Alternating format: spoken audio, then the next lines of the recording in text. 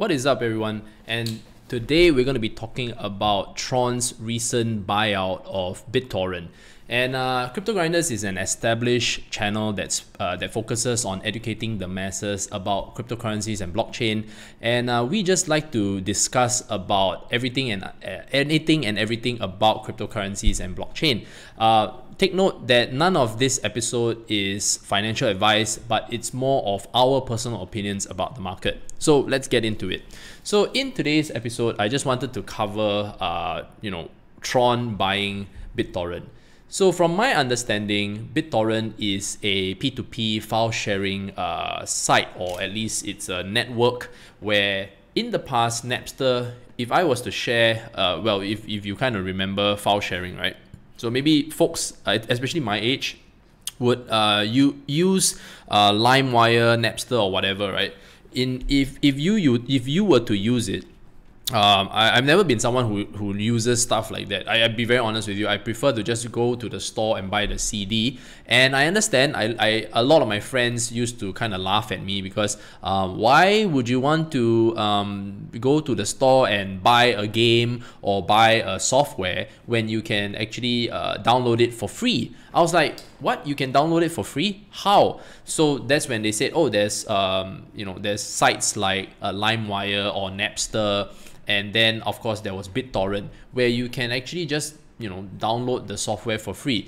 But the idea of it kind of always irked me a little bit because you are not, you're downloading it from basically other people, right? And you don't know whether there's that person actually has any malicious intent. And once you go and download that particular file where you assumed it was supposed to be something that you really wanted to use, whether it's a game, whether it's a song, and at that time it was more games and songs that interest me, right?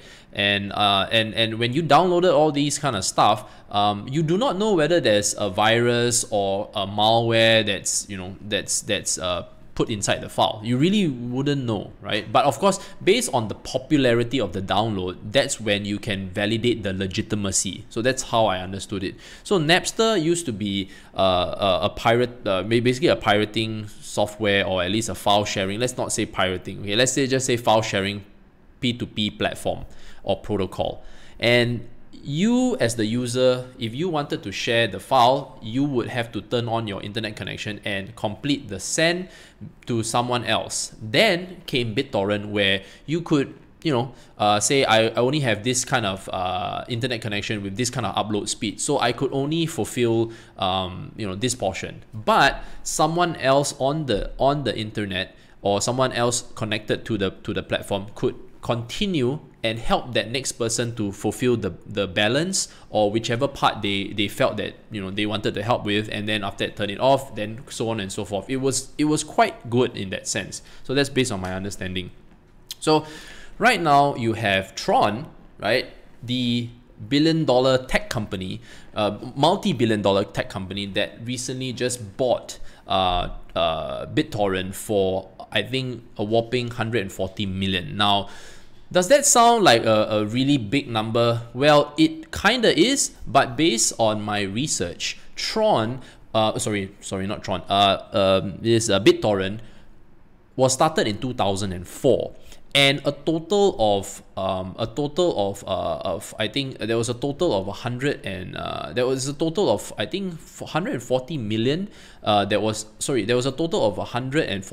60 million. 60 million that was poured into BitTorrent throughout the span of since 2004 and until up maybe slightly before the acquisition. So a total of 60 million.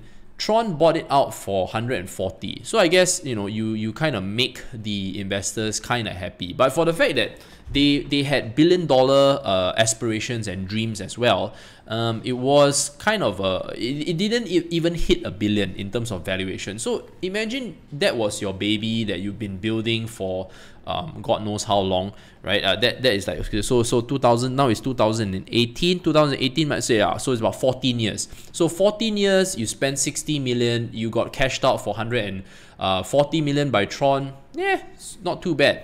So there is a little bit of controversy between the CEO, which is I think Roy Choi, and Tron. So what happened was pretty straightforward, right? When Justin Sun obviously approached Roy Choi to sound out his interest and acquisition of the buyout, what happened was Roy would take the letter of intent, right?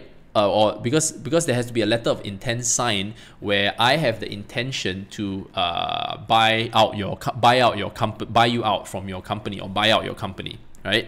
And he takes this and front runs it with 3 other partners.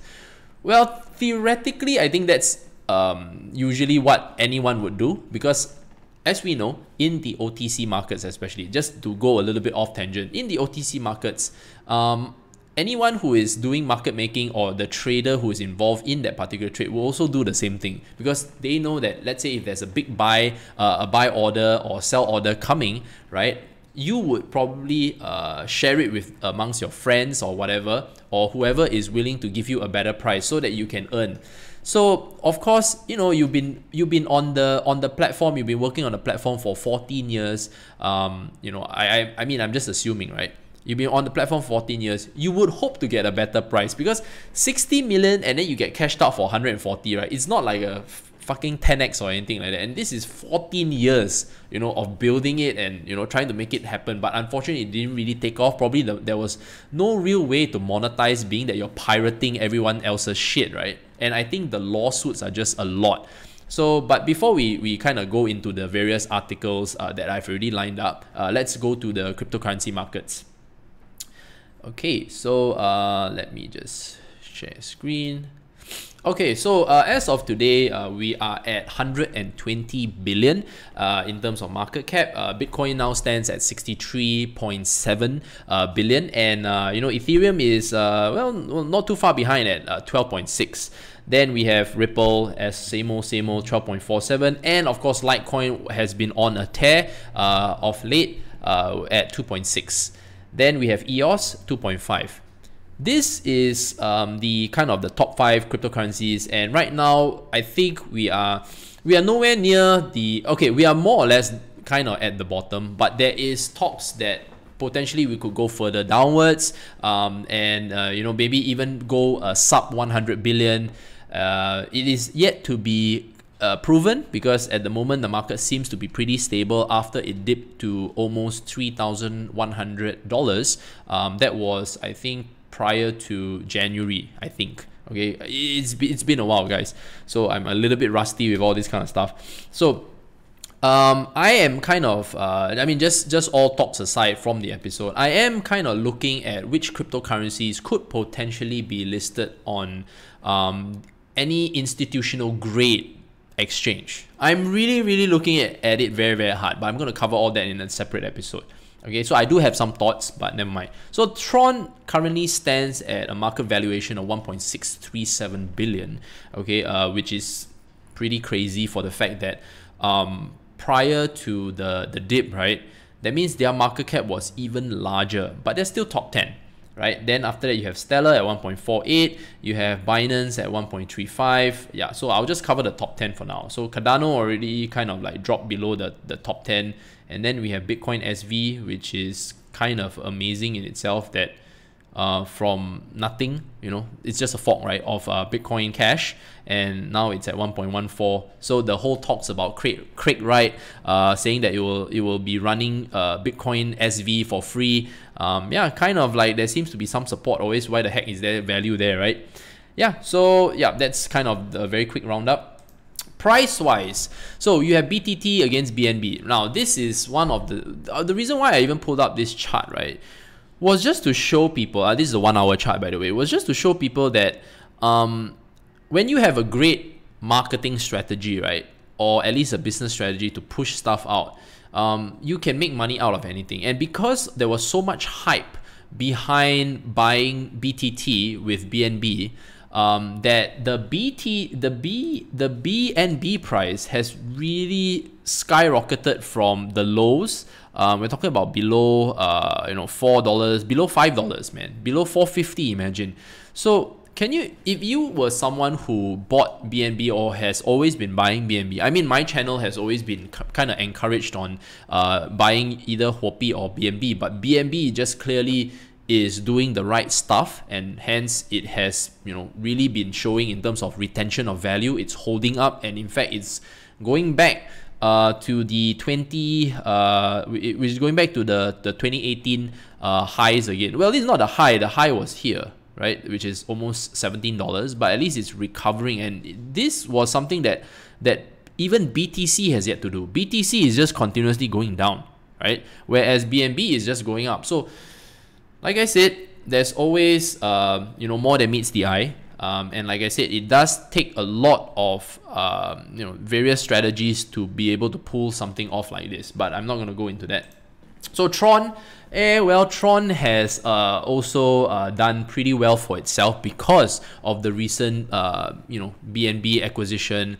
I think as a business, when you look at it from a whole, right, as a business, Tron has been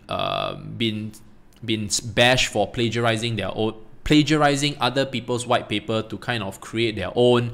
At the same time, his presentations are not too fantastic. You have the fact that he's someone who he's someone who doesn't speak well, I mean, with regards to English, but he does speak very well when it comes to Mandarin. So I would say that his recent acquisition is for the fact that right now Tron as a platform, right, I don't think it has too much going on for it. In fact, there has been a lot of critique from developers, and we're talking about full-on developers. I'm not a developer, but there has been critique on Tron that it's a really trash platform. But to kind of compensate for the technological handicaps, right, he is a businessman at the end of the day. So with so much funding, you are going to go out there and start acquiring companies that you feel that can strengthen your company's position. And it takes a lot of time before a company can actually hit $1 billion, guys. But only in crypto. I tell you, when the outside traditional space looks at how ICOs or companies raise money via ICO, and the kind of virality that people get, and how much money they can raise, right, at in such a short span of time, they're all salivating. If you were in the traditional VC space or Silicon Valley, right, you're talking about raising 50,000 to 100,000. It's already like so difficult. And if you even manage to raise $1 million, okay, $1 million, okay, just $1 million, you are considered like God tier already, because you definitely have something worth investing in. Just $1 million. But look at our space. People are raising 5, 10, 15, 20 million as if it was, and this is all based on what? A concept. But right now, obviously, it's way harder. Okay, I'm not saying that companies are even able to even raise this kind of money, but I've heard recently that still people are able to pull off 5, 10, 15. No longer 20 million. I think it's very, very difficult to pull off the 10 million and above already. So the fact that you still get 5 is still good, right? You still can run for a good number of years, because proper development, right, usually takes about $1 million US dollars. So right now, when Tron is trying to buy all these companies, which in this case is BitTorrent, okay, so right now they revamped it. They are going to be doing some airdrop, BTT airdrop programs for Tron holders. My question right now is just to determine, why does a free platform, okay, why does a free, okay, it was free to use, by the way, suddenly now want to offer Tron tokens? So the so-called the proposition here is so that people can remove the middleman and start using the BitTorrent platform, which will be integrated onto the Tron network. Okay, I kind of can buy that story to a certain extent. But doesn't BitTorrent have a lot of lawsuits? Because and wait, let me and doesn't BitTorrent actually have a lot of lawsuits going on for them, because they have been pirating music, movies, games for a long time. We're talking about ever since 2004. And right now, when you have Tron buying BitTorrent up, who's gonna answer to all these lawsuits? Now, apparently, prior to, okay, let me just share this article with you. Okay, so prior to okay, so this is a very old article, but I think I'm still gonna link it in the description. So this is a 2011 article, but what was very interesting is that, because I think the platform owners, right, never really monetized the platform themselves. There's no ads or stuff like that, and they were just building the platform. Okay, so they were pouring money into it, and it cost them a total of 60 million, as I highlighted.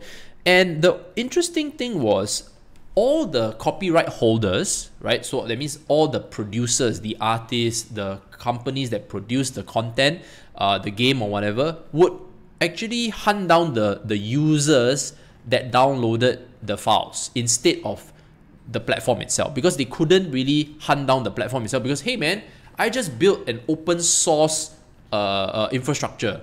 However it functions, right? I'm not making any money from it.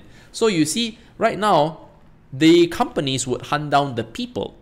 So there was this interesting sentence that I just want to highlight to you guys. So what's very clear is that for the copyright holders, tracking companies, and lawyers, the settlement scheme is extremely profitable. If half of the original defendants eventually settle on an average fee of just $2,500, they would generate $250 million in revenue from piracy. Meaning that, so it's very straightforward. I am the company. Apart from me already grossing whatever I need to gross, especially if I made a kick-ass movie or I made a kick-ass game, and somehow you managed to pirate it, right?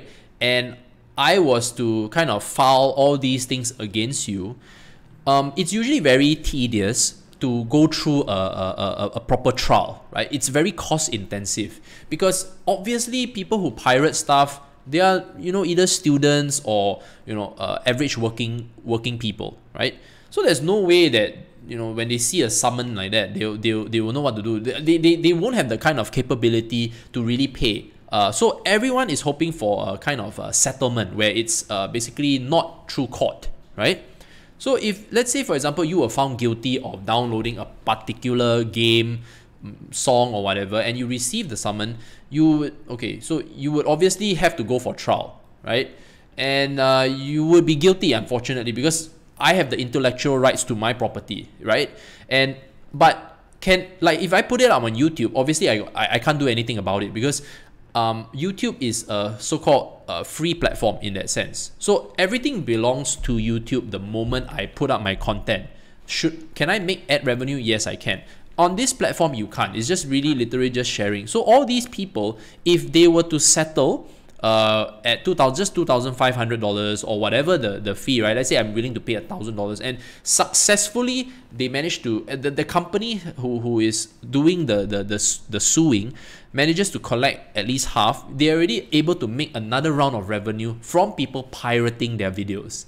It's like, kind of like when you have well, okay, I mean, I don't want to, it's always controversial, right? Where you are someone who, if let's say you're a pharmaceutical company and you are actually someone who created the virus, and then you created the fucking cure, something like that. So it's along those lines. And right now, what I'm just seeing is that, how is Justin Sun going to monetize this platform? I think I'm very, very curious how eventually he will monetize this platform, because you cannot ignore the fact that if you are going to start monetizing it, you are going to have to handle all the lawsuits. Because right now, imagine I'm the company, okay? Imagine I'm the company. I can now take this lawsuit and shit, I don't want to sue these people anymore. I want to sue the owner of BitTorrent, right? I'll go straight, because all this time I was obviously trying to find the little guys, right? Right now I can go straight to the head and knock on